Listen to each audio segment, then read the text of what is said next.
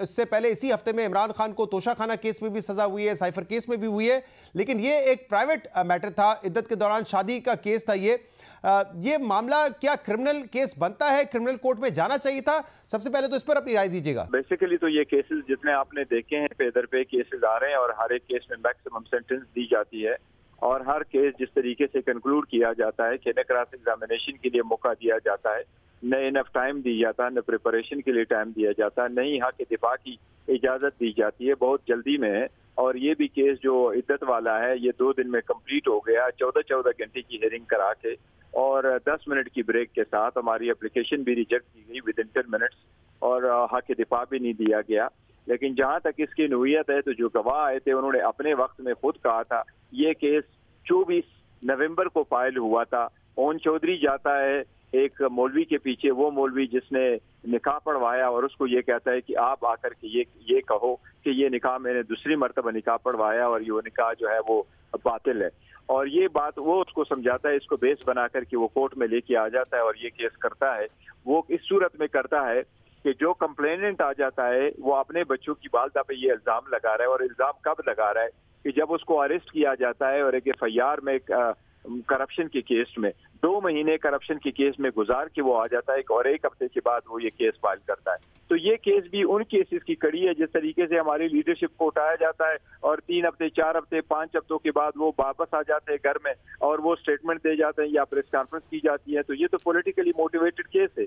अब सिर्फ और सिर्फ इल्जाम ये कि लगाया है कि आपने इद्दत की दौरान जो है ना वो की है, निकाह पढ़वाया है और हमने कहा कि इद्दत की पीरियड में निकाह नहीं हुआ है। इस बंदे की अपनी स्टेटमेंट मौजूद है कि ये एक पाक दामन औरत है, ये उसके बाद का, और ये उसने कई मरतबा, 1 से ज्यादा मरतबा टीवी पे कहा है।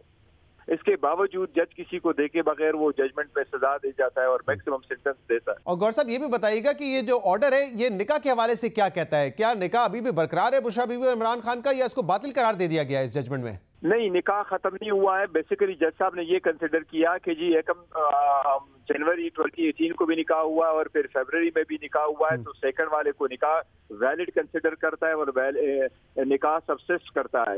लेकिन वो कहता है चूंकि पहले निकाह हुआ है वो इद्दत के दौरान हुआ है, लिहाजा वो गलत था तो उस पर सजा दी है। और हमारा कहना यह है कि नहीं, ऐसा नहीं है। जज साहब का ये कहना है, ये जहां तक आपके सवाल का ताल्लुक है तो निकाह तो इंटैक्ट है। वो तो जज साहब ने कह भी दिया और होल्ड भी किया अपने जजमेंट पे, हमें भी बताया, क्योंकि जिस वक्त वो बता रहे थे न उसके सामने फाइल थी, न जजमेंट थी, न उसने साइन किया था। बट ओरली उन्होंने कहा कि ये मेरी रीजंस में दे चुका हूं, ये मेरा केस है। तो वो तो हमें उन्होंने ये गौर साहब आप लोगों के 2 आर्ग्यूमेंट थे इस केस में। एक तो आप लोगों ने ये कहा कि जो तलाक है बुशरा बीबी की वो अप्रैल 2017 में हुई है। दूसरा, जो सलमान अकरम राजा साहब इमरान खान साहब के वकील हैं, उन्होंने ये दलील भी ली कि अगर ये डेट मान ली जाए कि 14 नवंबर 2017 को तलाक हुई है और 1 जनवरी 2018 को निकाह हुआ है, तब भी जो इद्दत का दौरानिया है वो फेडरल शरिया कोड के मुताबिक 39-40 डेज बनता है, जबकि यहाँ पे 48 डेज हो चुके हैं। ये आर्ग्यूमेंट क्यों नहीं माना गया, जबकि फेडरल शरीयत कोर्ट का इस पे जजमेंट भी मौजूद है जो कि मुफ्ती तकी उस्मानी साहब के फतवे के बाद दिया गया था?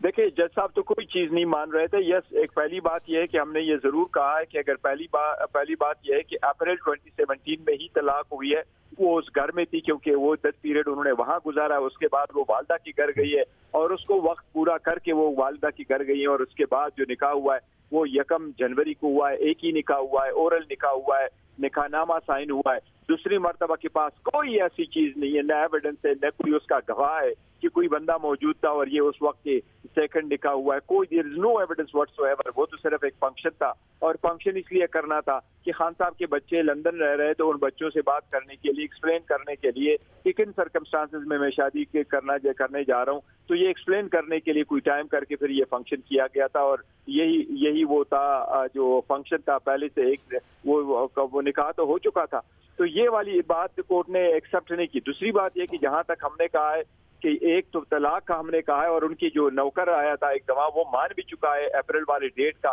कि जी अप्रैल 2017 की बात है। तो निकाह तलाक अगर हो जाए और तलाक आप 3 मरतबा तलाक दे दो तो वो तो तलाक है, वो इरिवर्सिबल है। और जिस वक्त 3 तलाक आप दे दो तो उससे ओरली वो शुरू हो जाता है, आपका तलाक का पीरियड शुरू हो जाता है। दूसरी बात है कि हमने कहा कि जो ये फैब्रिकेटेड किस्म का डॉक्यूमेंट लेके आया, जो उसका हैंड रिटन है, उस पर कोई स्टैम्प नहीं है, कोई यूनियन काउंसिल की तरफ से नहीं हुआ, कोई ऑफिशियल सिग्नेचर उस पर नहीं है, वो लेके आया कि नहीं जी मैं 14 नवंबर को डिवोर्स कर चुका हूँ। तो हमारा ये कहना था कि सुप्रीम कोर्ट की जजमेंट के मुताबिक उन्होंने इसका हवाला दिया था कि कुरान में भी ये नहीं लिखा हुआ कि 90 डेज होगा, कुरान में 3 पीरियड लिखा हुआ है। तो उसके मुताबिक सुप्रीम कोर्ट ने जो उसकी एक्सप्लेनेशन की है वो ये है कि मैक्सिमम पीरियड 39 दिन है, और 39 डेज के मुताबिक वो औरत का कहना एक्सेप्टेबल है, और 39 डेज फिर भी पूरे हो जाते हैं, क्योंकि ये तो अगर 17 को भी माना जाए तो ये वाली बात है कि ये तो 48 दिन लगते हैं। जज साहब का ये कहना है कि जो सुप्रीम कोर्ट की जजमेंट है वो जनरल किस्म की है, वो एक स्पेसिफिक केस के लिए नहीं है, और हम उनको यही कह रहे हैं कि यही तो रीजन है कि ऑलमोस्ट 100 से ज्यादा साल हो गए किसी को इद्दत वाले इस सेक्शन में सजा नहीं हुई।